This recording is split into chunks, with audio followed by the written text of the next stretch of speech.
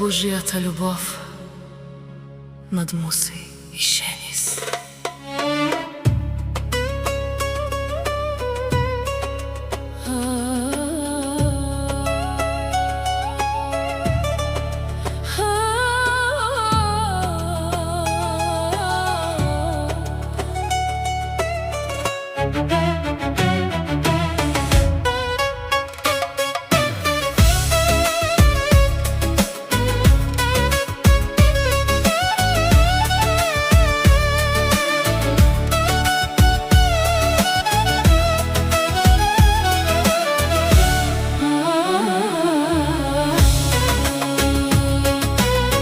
Господи, днес пред Теб заставаме със смирени и отворени сърца.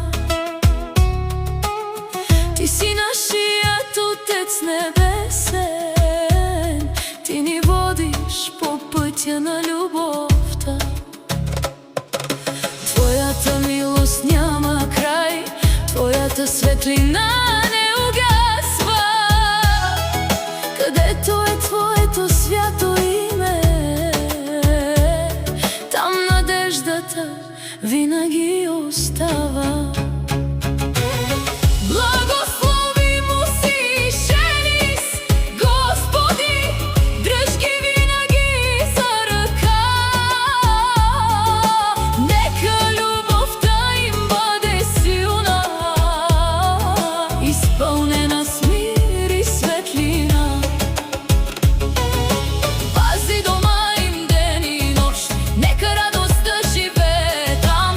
С Теб до тях във всяка крачка ще устоят на всяка буря.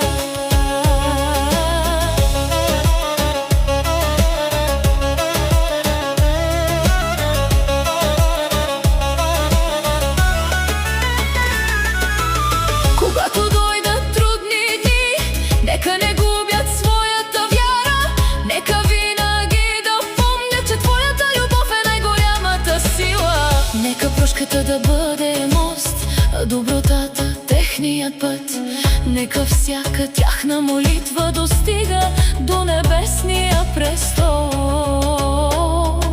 Господи, дай им здраве, дай им сила и надежда.